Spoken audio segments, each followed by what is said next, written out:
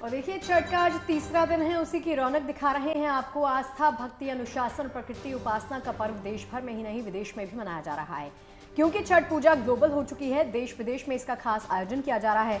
Australia के Melbourne में छठ पूजा के रंग देखने के लिए मिल रहे हैं। यहाँ महिलाएं पूजा करती नजर आई। इस बीच लंदन में भी खास तैयारी है, तो आयरलैंड के डबलिन में भी तस्वीरें सामने आई हैं। तो वहीं महिलाएं छठ से जुड़े पकवान भी बनाती हुई यहाँ पर देखी गई हैं।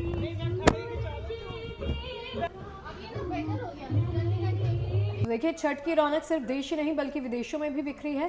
3 तस्वीरें आपको दिखा रहे हैं। ऑस्ट्रेलिया की तस्वीरें, लंदन की तस्वीरें, आयरलैंड की तस्वीरें। दिखाता है कि भारत के त्यौहार से भारत तक सीमित नहीं है।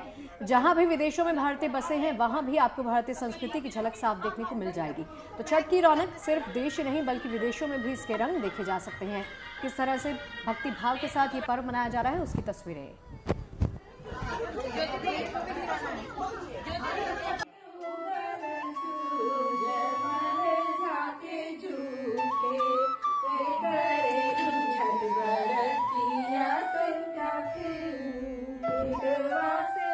छठ महापर्व को लेकर देश ही नहीं विदेशों में भी उत्साह नजर आ रहा है।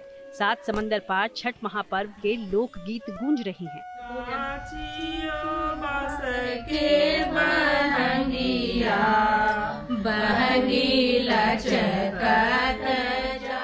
मेलबर्न से लेकर लंदन तक छठ महापर्व के रंग बिखरे हुए हैं।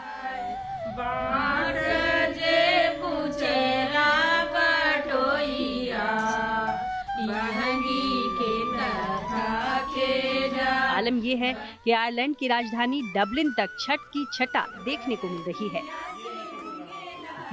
मैं छठी मैया, मैं निहारिका। मैंने आयरलैंड में पहली बार छठ किया है और BJAI से एसोसिएट होकर के मुझे इतनी हिम्मत आई कि मैं आयरलैंड में भी छठ कर सकूं। और आज जैसा कि आप जानते हैं कि खरना है और सभी लोग आए हुए हैं प्रसाद लेने के लिए और बहुत अच्छे से हमारा पूजा सम्पन्न। यहाँ बिहार कनेक्ट बैनर तले छठ महापर्व मनाने के लिए बड़ी संख्या में महिलाएं इकट्ठा हुई और बहुत ही भव्य तरीके से खरना का पूजा हुआ। और मुझे लगता है मोर देन 600 लोग यहाँ पे सम्मिलित हुए। और हम जब सब लोग इंतजार कर रहे तो कल की कि हमारी पूजा बहुत अच्छे से हो जाए। यहाँ पे सबका बहुत ही ज्यादा सपोर्ट है। इन सभी ने मिलकर इस महाव्रत से जुड़ी परंपराओं को निभाया, साथ ही लोकगीत गाते हुए प्रसाद बनाया। व्रत रखा है मैंने। ये बहुत ही सौभाग्य की बात है कि कहाँ गया से होकर, बिहार से होकर, मैंने कभी कल्पना भी नहीं की थी कि यहाँ लंदन में छठ पर्व व्रत कभी कर पाऊंगी। But I am really very grateful and thankful to Bihar connect family for making this possible. Australia के मेलबर्न में रहने वाले भारतीय मूल के लोग भी छठ पूजा को लेकर काफी उत्साहित नजर आए। उनके घरों में व्रत से जुड़ी तैयारियां जारी हैं। कहीं घर को सजाया जा रहा है तो कहीं महिलाएं प्रसाद तैयार करने में जुटी हैं।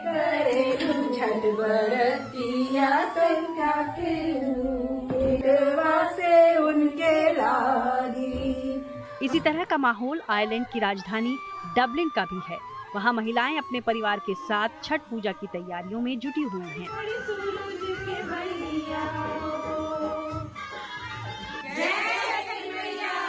ये दूसरी बार बिहारी कनेक्ट के साथ छठ कर रही हूँ। बहुत अच्छा लगा क्योंकि सब कुछ यहाँ पे इतना तैयारी करके रखते हैं कि हम लोगों को ज्यादा कुछ चिंता करने की जरूरत नहीं होती है।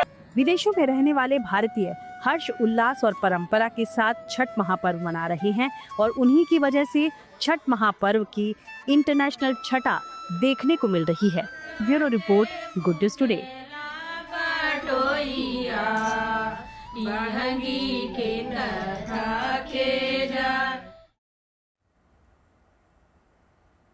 तो देखा आपने, काफी हर्षोल्लास के साथ छठ का ये पावन पर्व मनाया जा रहा है। और इसी पर खास बातचीत के लिए हमारे 3 सहयोगी हमारे साथ जुड़ गए हैं।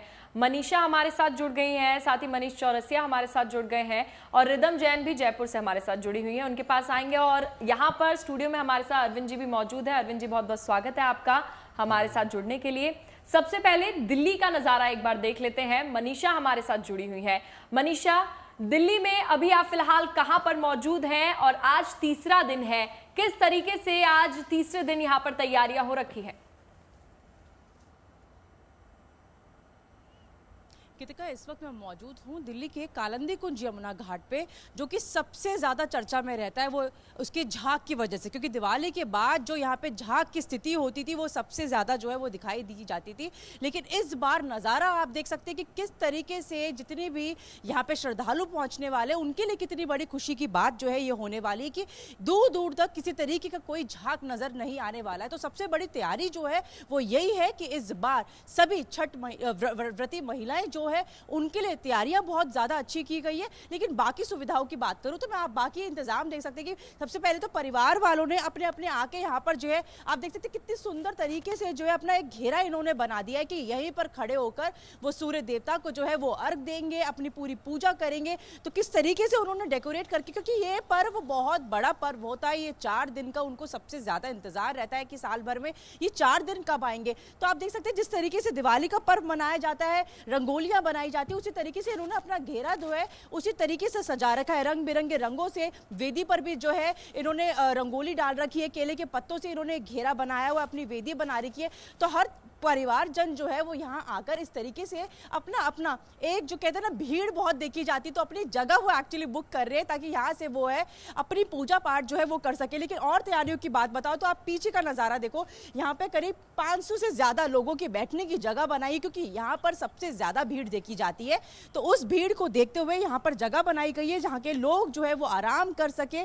उसके पीछे जो है महिलाओं के लिए चेंजिंग रूम, वॉशरूम, हर एक जो बेसिक सुविधा, आम सुविधा होती है उसका पूरी तरीके से पूजा समिति की ओर से जो है वो ध्यान दिया गया है। लेकिन अगर मैं यमुना की सफाई की बात करूं तो यमुना की सफाई निरंतर यहाँ पर की जा रही है। आपको दूर से शायद बोट बहुत कम नजर आएगी, लेकिन वहां पर जो सफाई का काम है वो लगातार इसी तरीके से किया जा रहा है। टेस्टिंग लैब अभी भी बनी हुई है, शाम तक जो है वो पानी की जांच जो है वो लगातार की जा रही। तो हर तरीके से सुविधा इस बार भक्तों को मिलने वाली, जितने भी श्रद्धालु जो है जन यहाँ पर पहुंचेंगे उनके लिए ये पर्व बहुत खास होने वाला है। और अभी कुछ देर के बाद यहाँ पर दिल्ली की माननीय मुख्यमंत्री रेखा गुप्ता भी जो है जायजा लेने के लिए पहुंचेगी, क्योंकि वो निरंतर अलग अलग घाटों पर जाकर इंतजाम जो है वो देख रही है। तो आज वो कालिंदी कुंज घाट जो है कुछ समय के बाद पहुंचेगी और यहाँ का नजारा आप देख सकते हैं कि किस तरीके से जो यमुना है वो साफ नजर आ रही है। लोगों से भी बात करेंगे एक बार उनसे। आप यहाँ पर आए हैं, कितनी साफ लगी आपको यमुना? बहुत जी, बहुत साफ, अच्छा लगा है। अच्छा लगा है, तो मतलब संतुष्ट है आप इस बार? बिल्कुल बिल्कुल कि बिल्कुल। अपना परिवार को लेकर आएंगे तो इस बार कोई दिक्कत की बात नहीं, क्योंकि नहीं, झाग के बीच अर्घ दी नहीं, महिलाएं दिखती हैं। बहुत बहुत बढ़िया है, बहुत बढ़िया। अच्छा नजारा हो रहा है, क्योंकि हर कोई जो है समय निकाल कर आ रहा है कि सुविधा कैसी है ताकि अपने परिवार के साथ बाद में आया जा सके। कैसा लग रहा है? नहीं, बहुत बढ़िया है। अभी हम लोग देखने के लिए आए थे, अब शाम को फैमिली के लिए साथ आएंगे। चलिए, इंतजामात यहाँ पर जाहिर सी बात है, क्योंकि पहले से ही ये कहा जा रहा था कि ये पर्व आने वाला है तो साफ सफाई का पूरा ख्याल रखा जाएगा। इंतजामात जो है सरकार की तरफ से मुकम्मल किए जा रहे हैं, वही तस्वीरें आप दिखा रही हैं। बातचीत करते रहिएगा। मनीषा, लौटती हूँ आपके पास। मनीष भी हमारे साथ। मनीष, आप इस वक्त कौन से घाट पर मौजूद है, जरा दिखाइए पीछे कैसी रौनक है, क्योंकि आज डूबते सूर्य को अर्घ दिया जाएगा, तो उसको लेकर कैसी हलचल है यहाँ पर?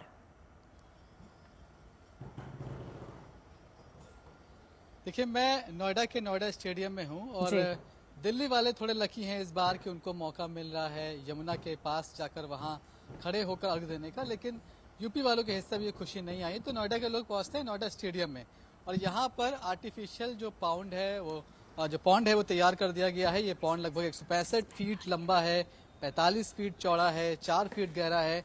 मतलब इंतजाम अच्छे किए गए हैं। अभी जो पानी इसमें आप देख रही हैं ये नॉर्मल पानी नहीं है, यहाँ पर लगभग 6 टैंकर गंगा जल डाला गया है। शाम तक इसी पॉन्ड में लगभग 800 किलो जो फूल हैं उनकी पंखुड़ियां डाली जाएंगी, वो गुलाब हो, गेंदा हो, तमाम तरह के फूल इसमें डाले जाएंगे। लेकिन जो बात हम करते हैं छठ पूजा की, तो हम कहते हैं कि ये सिर्फ एक महापर्व नहीं है बल्कि परिवार को जोड़ने का भी एक उत्सव होता है। और ये परिवार किस तरह से जुड़ता है इसकी एक तस्वीर आपको यहाँ पर जगह जगह दिखाई पड़ जाएगी कि परिवार की जो महिलाएं हैं उनका व्रत होगा, नहाए खाए हुआ, खरना हुआ। अब जो काम शुरू होता है यहाँ से वो परिवार के पुरुषों का शुरू होता है, लड़कों का शुरू होता है। वेदी यहाँ पर तैयार हो रही है और उस वेदी को तैयार करने में परिवार के जो तमाम लड़के हैं, पुरुष हैं, वो यहाँ पर लगे हुए हैं और लगातार जो उनका जगह है, उनकी हिस्सा है, जो वेदी है उसको तैयार करने में लगे हुए हैं। ये तस्वीर आपको पूरे नोएडा स्टेडियम में जगह जगह दिखाई पड़ जाएगी, क्योंकि आप समझिए कि लोग कहते हैं कि ये तो स्टेडियम है, ये बाहर की जगह है, यहाँ क्यों इतना मेंटेन करना है। लेकिन जो लोग पूजा पाठ के लिए आ रहे हैं वो जानते हैं कि ये जो पर्व है ये प्रकृति का पर्व है।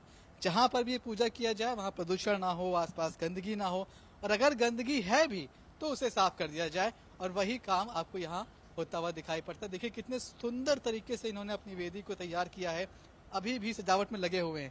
क्या नाम है आपका? राजकिशोर। राजकिशोर जी, तैयारी पूरी हो गई है? हाँ जी, और हो रही है। सजाया बड़ा अच्छा है, आप गणेश जी को भी इसमें लेकर आ गए हैं। सजाएंगे अभी और सजाना है, अभी आ रहा है बनने। कितने लोग हैं परिवार में व्रत? 9 लोग हैं। 9 लोग व्रत हैं, सब यहीं आकर पूजा? हाँ जी, हाँ जी। नहाए खाए खरना हो गया बढ़िया से? हाँ जी।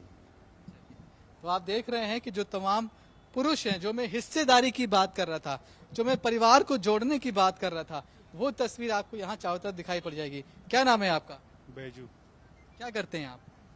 मैं तो यहाँ काम करता हूँ बेंगलोर में। अच्छा, अभी आपकी वेदी तैयार हो गई, सब रेडी है? हाँ, रेडी है हमारा। ये देखिए, ये पेंट भी अपने आप किया आपने? हाँ, पेंट भी हम लोगों ने किया है साथ में। हम लोग कह रहे हैं कि ये परिवार का त्योहार है, महिलाओं की अलग ड्यूटी है, आप लोग की अलग ड्यूटी है। कितना काम आप लोग के हिस्से है? मेरे ख्याल से आपके हिस्से काम आज से शुरू हो रहा है। हाँ, हम लोग नहीं, खैर मैं भी व्रत ही वाला हूँ, मैं भी खरना किया हूँ। ठीक है, मैं और मम्मी साथ ही करते हैं, लेकिन मम्मी घर पे हैं, वो औरतों का काम कर रही हैं, और मैं भाइयों के साथ इधर वेदी बना रहा हूँ। आपका भी व्रत है? हाँ, मेरा भी व्रत है, मेरा भी खरना हुआ, हम भी मम्मी के साथ खड़े रहते हैं। तो आप भी अर्घ देंगे शाम में? हाँ हाँ, हम भी। परिवार में आपको मिलाकर कितने लोग का व्रत है? यहाँ पे नानी दादी मिला के हम लोग यहाँ 9-10 लोग हैं, सब लेडीज लोग हैं। तो देखिए, ये इनका खुद भी फास्ट है, मुश्किल फास्ट होता है, लेकिन फिर भी काम करना है, अपने आसपास साफ सफाई रखनी है, प्रकृति को जोड़ना है। आप देखिए, प्रकृति का पर्व मैं बार बार कह रहा हूँ, क्योंकि आप सोचिए मिट्टी से चूल्हा बनता है जिस पर सारी चीजें तैयार होती है, नहाए खाए का खाना, खरना का खाना, ठेकुआ जो बनता है मुख्य प्रसाद, वो सब कुछ मिट्टी के चूल्हे पर होता है। बांस का इस्तेमाल होता है, जो आपका दौरा होता है वो बांस से बनता है, और उसके अलावा आप कहीं भी देखिए आपको केले का पत्ते का इस्तेमाल दिखाई पड़ेगा, अलग तरह के पेड़ पौधे फूल पत्तियां दिखाई पड़ेंगे, लेकिन कहीं भी प्लास्टिक दिखाई नहीं पड़ती है।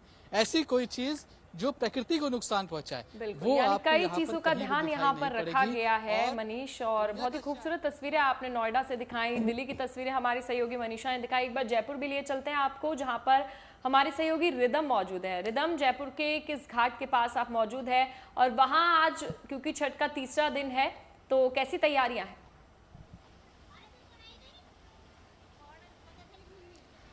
देखिए, मैं जयपुर के गलता जी कुंड में मौजूद हूँ, जहाँ पे छठ की तैयारियां कुछ इस तरीके से कि मेरे पीछे अभी महिलाएं स्नान करी, पर वो छठ के लिए नहीं, वो कार्तिक मास का जो स्नान होता है वो चल रहा है पीछे। हालांकि शाम के लिए खास तैयारी की गई है कि सारी साफ सफाई है, क्योंकि यहाँ पे चारों तरफ पहाड़ी इलाका है, पहाड़ी है, तो फिर इस वजह से यहाँ पे बंदर बहुत ज़्यादा आते हैं, बाकी जानवर बहुत ज़्यादा आते हैं, जिसकी वजह से गंदगी होना बहुत ज़्यादा आसान है। बहुत ज़्यादा गंदगी यहाँ पे बहुत जल्दी हो जाती है, तो जिसकी वजह से लगातार साफ़ सफाई चल रही है।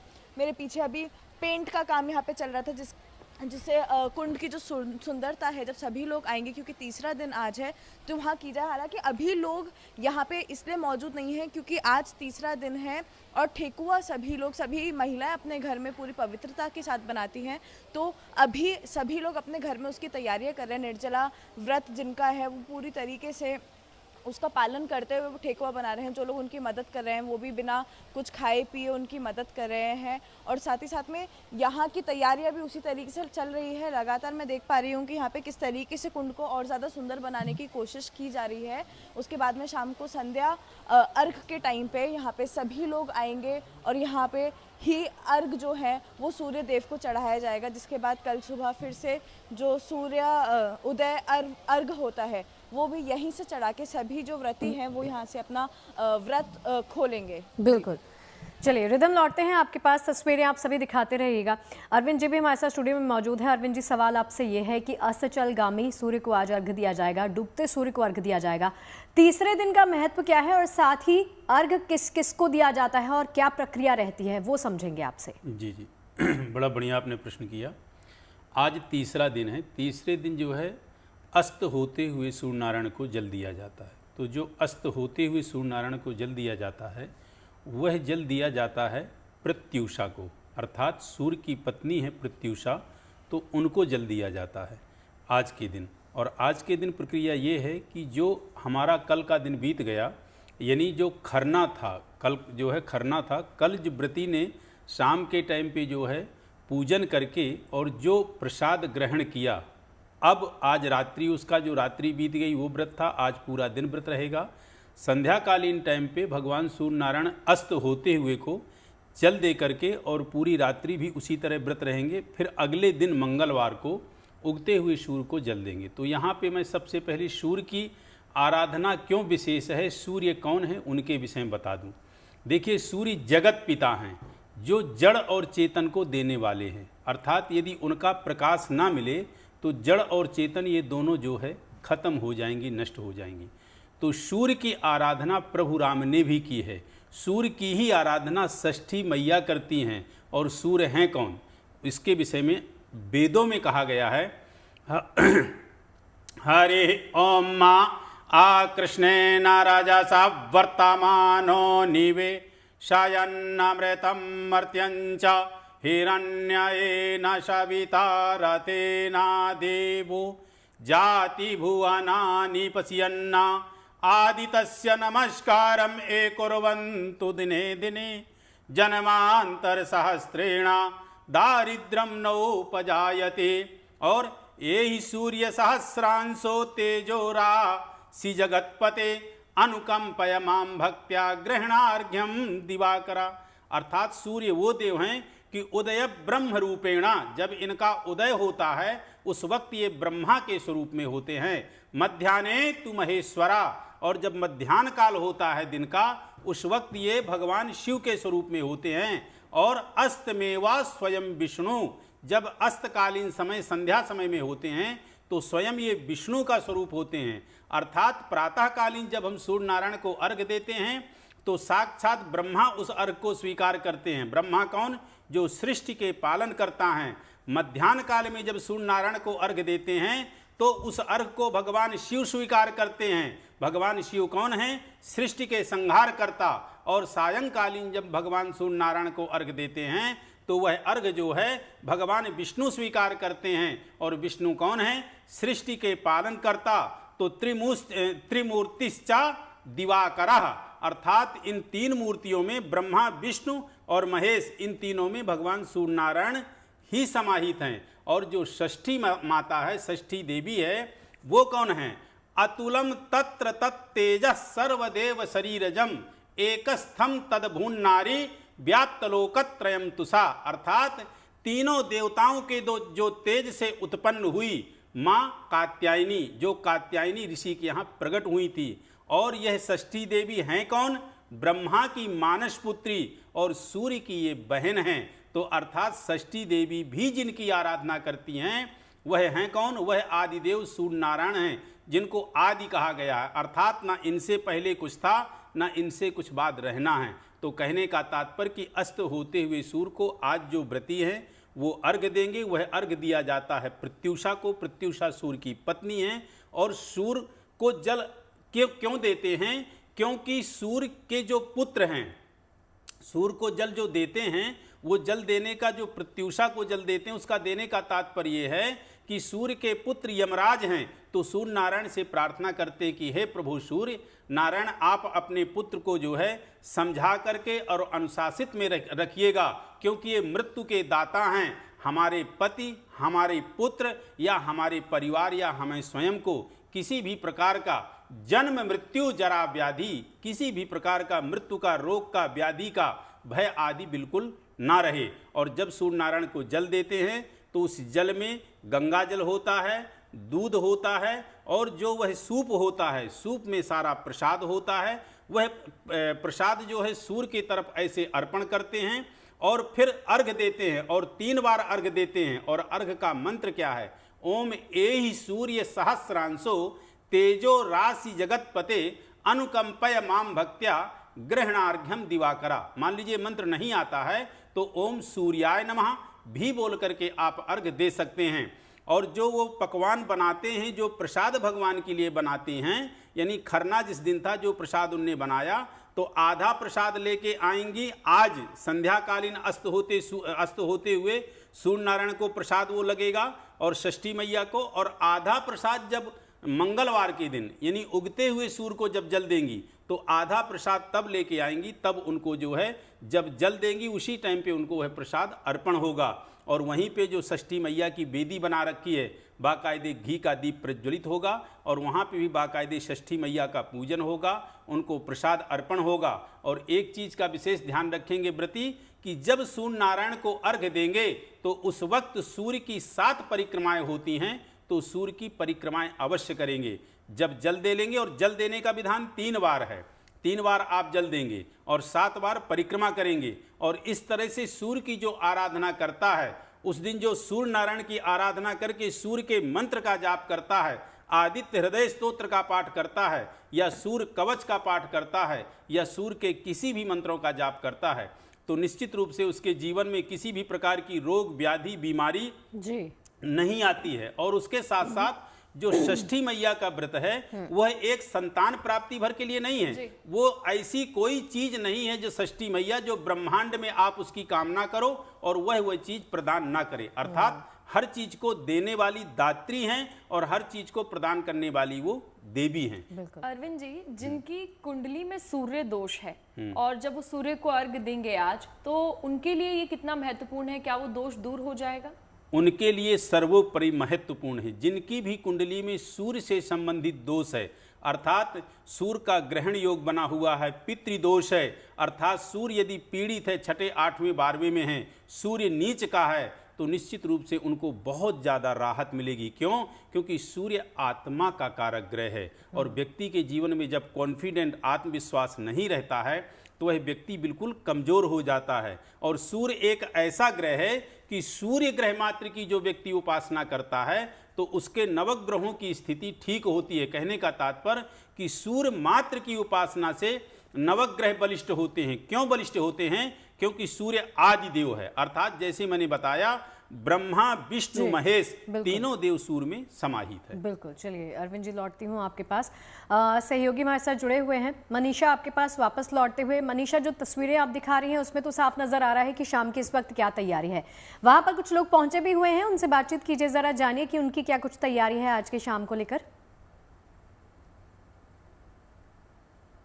शगुफ्ता, अभी लोग यहाँ पर जो है वो नजर नहीं आएंगे, वो इसलिए क्योंकि अभी दिन का समय है, तो अभी लोग जो है यहाँ पे अभी अपने घरों में जो है वो पूजा की तैयारी कर रहे हैं और हर कोई आकर ना अपनी वेदी को पूरी तरीके से सजा के जा रहा है। तो लोग अभी आपको नजर नहीं आएंगे, लेकिन यहाँ पर आपको सारे कर्मचारी दिख जाएंगे जो पूरी व्यवस्था का ध्यान रखते हुए काम कर रहे हैं लगातार। लेकिन यहाँ पर अभी आपको लोग किसी तरीके से नजर नहीं आएंगे। लेकिन अगर आप तैयारियों की बात करें तो तैयारी आप खुद ही देख सकते हैं कि किस तरीके से तैयारी इस बार की गई है, चाहे फिर वो घाटों की सफाई की बात हो, वेदियों को सजाने की बात हो, आम सुविधाओं की बात हो, हर तरीके से जो तैयारी है इस बार छठ का पर्व बनाने के लिए जो है, कहते हैं ना महापर्व है तो महा तैयारियां जो है इस बार लोगों को देखी जा रही है। और हर कोई जो है इस बार की तैयारियों की तारीफ भी कर रहा है कि वाकई में जो है काम किया गया। और सबसे बड़ी तो चीज है यमुना ही उनके लिए साफ हो गई, क्योंकि हमेशा यमुना ही सबसे बड़ा कारण होता था। आपने भी तस्वीरें देखी होगी कि किस तरीके से झाग के बीच जितनी भी महिलाएं थी वो अर्घ देती हुई नजर आती थी। लेकिन इस बार का नजारा बहुत अलग होने वाला है और लोगों में वो खुशी भी है कि इस बार जो है वो पूरे परिवार के साथ आके, ना कि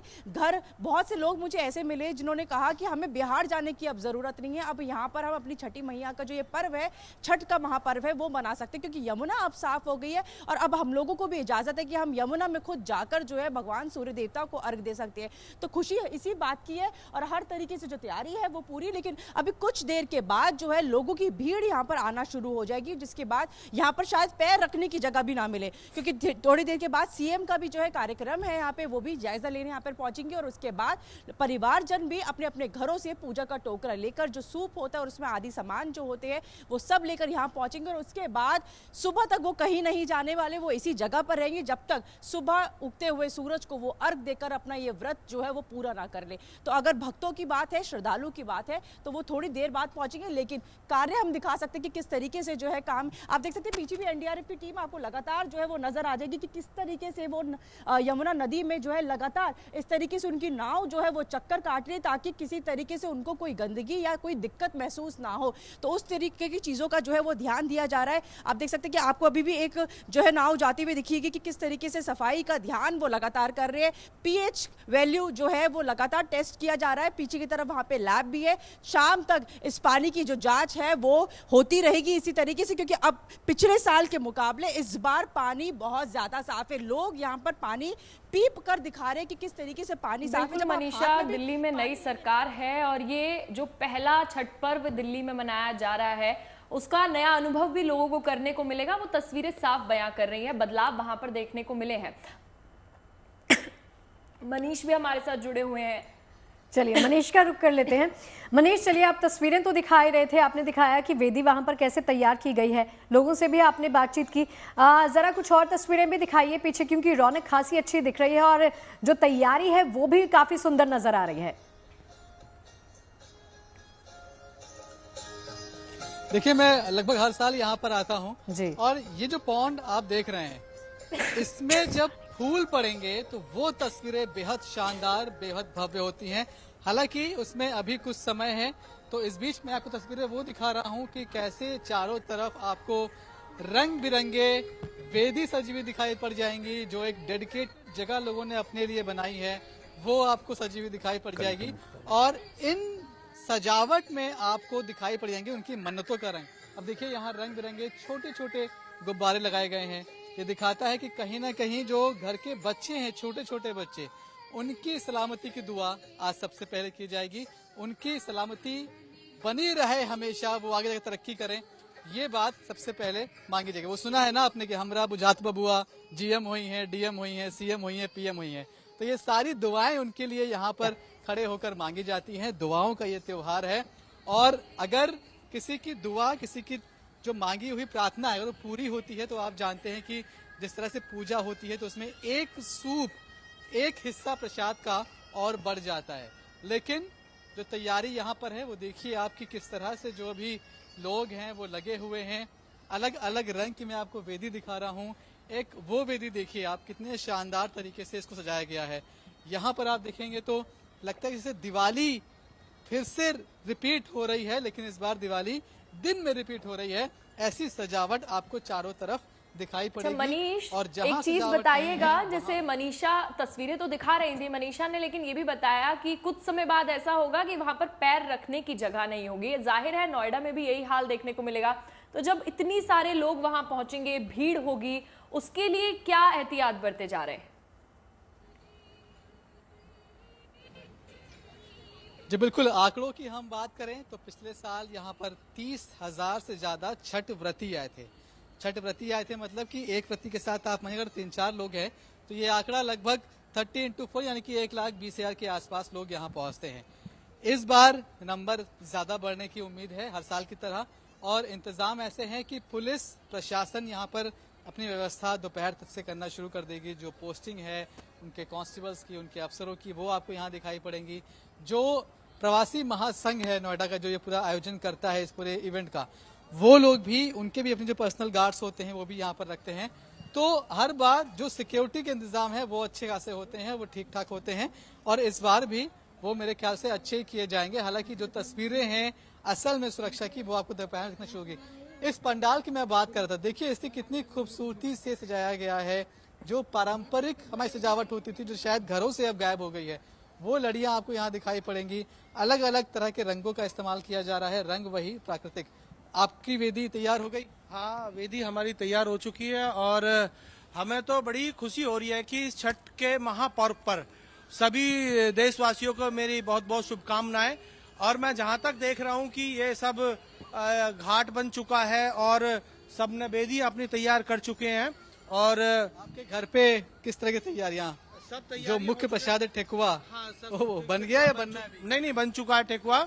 हमारी भाभी जी ठेकुआ बना रही हैं। और कौन कौन है घर में व्रत? सब पूरे, मतलब व्रत तो जो है भाभी जी हैं, और भैया हैं हमारे चंदन सिंह जी, लगे सब हुए पूजा में लगे हुए हैं। बड़ा खुशी लग रहा है कि, और सबसे बड़ी बात तो ये है कि उत्तर प्रदेश सरकार ने इतनी अच्छी मुस्तैद तरीके से सुरक्षा के इंतजाम किए हुए हैं किसी प्रकार की असामाजिक। यमुना को मिस तो नहीं करते? नहीं, यमुना को मिस नहीं करते। खैर, यमुना तो बहुत अच्छा हो गया जब से रेखा गुप्ता जी माननीय मुख्यमंत्री जी बनी उत्तर प्रदेश दिल्ली में। देखिए, पर्व इतना बड़ा है मनीष, लोगों की भावनाओं के साथ जुड़ा है। और लोक आस्था के महापर्व छठ पर हमारी महा कवरेज लगातार जारी है। तो आज छठ का तीसरा दिन है, जो कि काफी हर्षोल्लास के साथ मनाया जा रहा है। नदी, तालाब, गंगा घाटों पर आस्था, भक्ति, श्रद्धा का अद्भुत संगम देखने को मिल रहा है।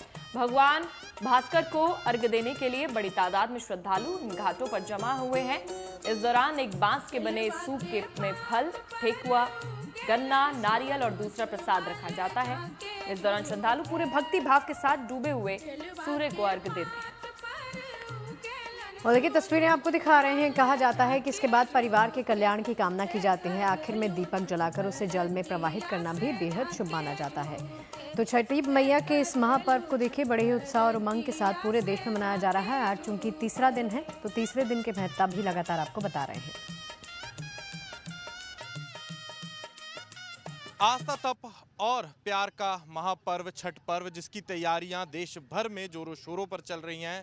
पर वहीं मैं आपको तस्वीर दिल्ली के ITO घाट की दिखाना चाहूँगा कि जहां छठ की जब आज शाम को देखा जाएगा कि संध्या अर्घ होगा, डूबते सूरज को अर्घ दिया जाएगा। इसी बीच ITO घाट पर क्या तैयारियां चल रही हैं, उस तरफ मैं आपको दिखाना चाहूँगा कि यमुना के बीचों बीच से आप देख सकते हैं दिल्ली के ITO घाट की तस्वीरें कि कैसे यहाँ पर एक बड़ा पंडाल जो है सजाया गया है। आप जहाँ भी देखेंगे आपको टेंट नज़र आएंगे, एक बड़ा पंडाल नज़र आएगा। और साथ ही मैं आपको दिखाना चाहूँगा कि नीचे जो है मैट बिछा दिए गए हैं। कल से देखा जा रहा है कि यहाँ JCB मशीन हो, मैनुअल लेबर के जरिए इस सारे घाट को जो है समतल किया गया। और वहीं दूसरी तरफ एक कृत्रिम घाट भी बनाया गया है ताकि जो लोग हैं वो साफ पानी में डुबकी मार सकें। वहीं तस्वीरें मैं आपको यमुना के बीच की भी दिखाना चाहूँगा कि यहाँ वीड हार्वेस्टर मशीन भी जो है वो चलाई जा रही है। पिछले कई दिनों से देखा जा रहा है कि वीड हार्वेस्टर मशीन जो है यमुना में पानी की सफाई कर रही है। आपको मैं दिखाना चाहूँगा कि खरपतवार हो और चाहे मोटा कचरा हो, यहाँ यमुना के बीच से इकट्ठा कर इस मशीन के जरिए छांटा जा रहा है। तो आप देख सकते हैं कि कैसे जो तैयारियां हैं ITO घाट पर जोरों शोरों पर चल रही हैं। ना केवल ITO घाट, वासुदेव घाट और कालिंदी कुंज और दिल्ली के और भी अन्य बड़े छोटे जो घाट हैं वहां पर ऐसी ही तैयारियां चल रही हैं। आज शाम को देखा जाएगा कि डूबते सूरज को अर्घ दिया जाएगा और कल सुबह देखा जाएगा कि चढ़ते सूरज को अर्घ दिया जाएगा। इसी बीच राष्ट्रीय राजधानी दिल्ली में तकरीबन 1200 से 1300 छोटे बड़े घाट बनाए गए हैं, चाहे वो यमुना किनारे हो, कृत्रिम घाट हो, ताकि जो छठ है वो बड़े धूमधाम से मनाया जाए। कैमरामैन अनुराग सक्सेना के साथ अनमोल बालिकी, दिल्ली से रिपोर्ट। और देखिए, आस्था, भक्ति, अनुशासन और प्रकृति उपासना का पर्व देश भर में ही नहीं विदेशों में भी मनाया जा रहा है, क्योंकि छठ पूजा ग्लोबल हो चुकी है। देश विदेश में इसका खास आयोजन किया जा रहा है। ऑस्ट्रेलिया के मेलबर्न में छठ पूजा के रंग देखने के लिए मिल रहे हैं। यहाँ महिलाएं पूजा करती नजर आईं। इस बीच लंदन में भी खास तैयारी है। तो आयरलैंड के डबलिन से 6 तस्वीरें सामने आई हैं। महिलाएं छठ से जुड़े पकवान यहाँ पर बनाती हुई देखी गई। तो ऑस्ट्रेलिया, लंदन और आयरलैंड की ये तस्वीरें जो दिखाती हैं कि छठ के पर्व की ये रौनक सिर्फ देश तक ही सीमित नहीं है, बल्कि इसका दायरा विदेशों में भी फैल चुका है। 3 जगहों की तस्वीरें आप देख सकते हैं जहां पर एक साथ बैठकर छठ पर्व की ये तैयारी की जा रही है और पकवान तैयार किए जा रहे हैं।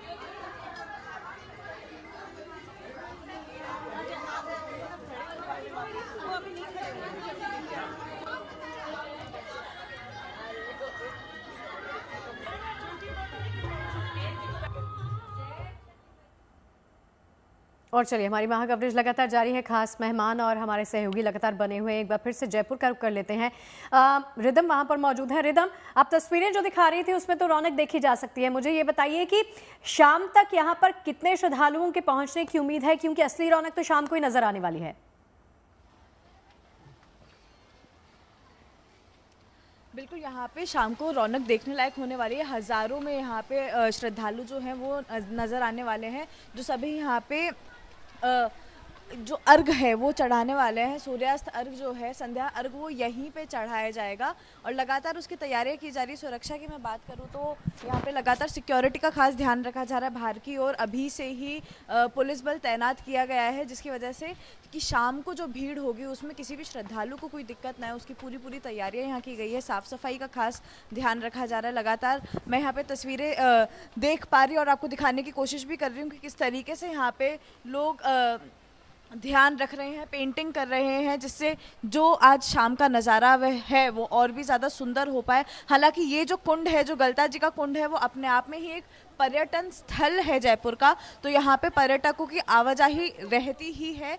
तो वो भी आज शाम को आने वाले हैं। यहाँ पे जो छठ पूजा होती है वो देखने वाले हैं कि जयपुर में किस तरीके से छठ का भव्य आयोजन किया जाने वाला है। अपने आप में ये जगह जो है वो देखने लायक है, और यहाँ पे वो भव्य आयोजन जो है वो किया जाएगा। खासी तैयारी बाहर की तरफ भी की गई है। लगातार जो लोकल वेंडर्स हैं वो अपना पूजा का सामान लेके बाहर ऑलरेडी बैठे हैं कि सुबह से ही वो इंतज़ार कर रहे हैं जैसे जैसे लोग आएंगे वो यहाँ पे सामान लेंगे। हर महिला अभी अपने घर में जो प्रसाद है उसकी तैयारी कर रही है। जो ठेकुआ है वो बनाया जा रहा है, और उसके बाद कुछ ही समय में, कुछ ही घंटों में यहाँ पे लोगों की आवाजाही और ज़्यादा बढ़ जाएगी। अभी कार्तिक मास का स्नान करने के लिए लोग यहाँ पे इकट्ठा हो रहे हैं। कुछ देर बाद में छठ की पूजा के लिए यहाँ पे भीड़ नजर आने वाली। जी ठीक है रिदम, मनीषा के पास आना चाहूंगी। मनीषा, क्या लग रहा है, लगभग आज कितने लोग वहां पर पहुंचने वाले हैं? कोई अभी तक आधिकारिक आंकड़ा सामने आया है?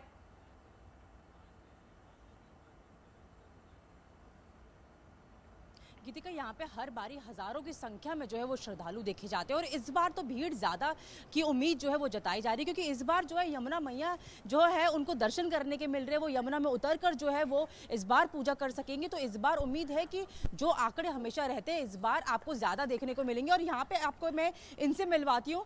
कहते हैं ना, परिवार के जो सबसे बड़े होते हैं वो हमेशा अपने बच्चों का, अपने घर का ध्यान रखते हैं। ये परिवार के मुखिया है जो यहाँ पर पहुँच गए, क्योंकि हर कोई अपने परिवार में से आ रहा है और वेदी बना रहा है। और आप देख सकते हैं कि किस तरीके से इन्होंने 4 वेदी यहाँ पर बनाई है, और अभी यही बना रहे थे। 4 वेदी किन किन के लिए बनाई है? पहले तो ये बहू के लिए बनाए हैं, बेटा के लिए बनाए हैं। अच्छा, कितने बहू बेटे आपके? 2 है, 2 लड़का 2 लड़की, 2 बहू 2 लड़का। 2 बेटे के लिए आपने बनाई। कहाँ से आए हैं आप? हम मीठापुर वहाँ से आए हैं, जैदपुर से। जैदपुर से आएंगे वो इस्माइलपुर दीपावली कॉलोनी से। अच्छा, वहाँ से आए हैं। हाँ हाँ, काफी दूर है वो। अब यहाँ 2-2.5 कोस जमीन तो 2 कोस पड़िए जाएगा।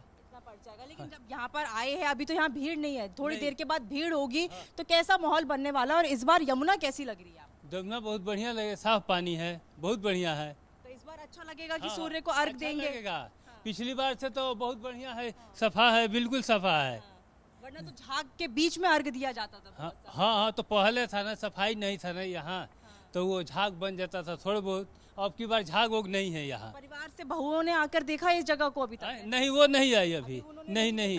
तो उनको भी खुशी होने वाली? हाँ, आएगी तब ना देखेगी। जब आएंगे तब देखेंगे। तो आप वेदी बनाइए, आप देख सकते हैं कि किस तरीके से अभी उन्होंने, कहते हैं ना, ढांचा, उन्होंने बोला कि बाकी तो वो करेंगे रंगों से।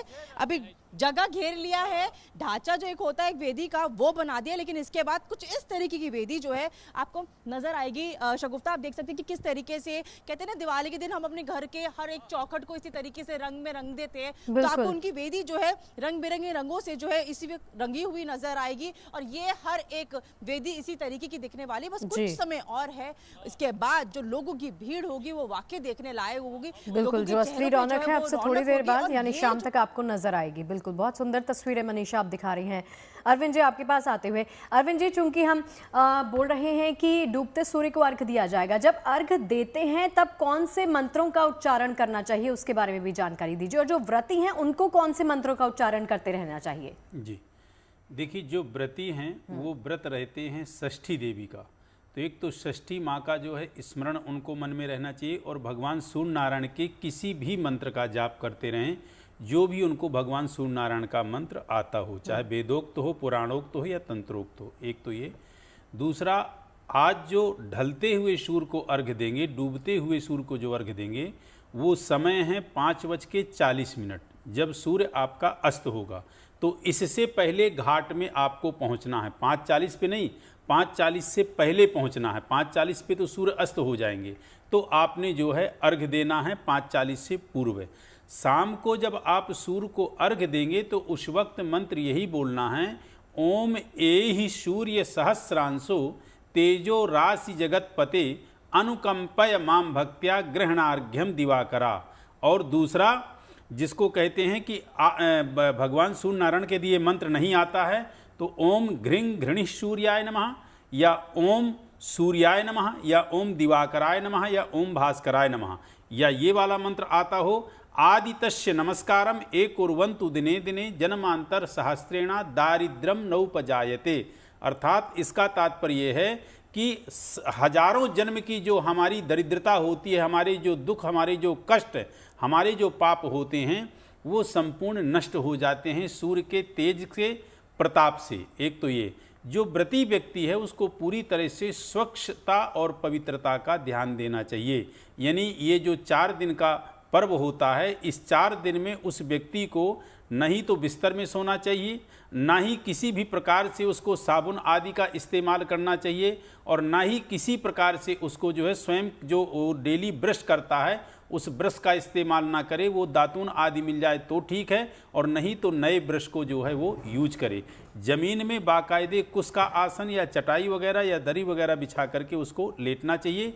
पूरी पवित्रता और पूरे नियम संयम के साथ उसको व्रत रहना चाहिए, और पूरे टाइम पे उसको क्या मन में जपना चाहिए, उसको पूरे टाइम पे भगवान सूर्य नारायण के मंत्र और माँ षष्ठी मैया। षष्ठी मैया है कौन, जिसके विषय मैंने आपको जानकारी अधूरी दी थी। पूरी जानकारी यह है, अतुलम तत्र तत्तेज सर्वदेव शरीरजम, अर्थात अतुल तेज से जो है उत्पन्न हुई। कौन?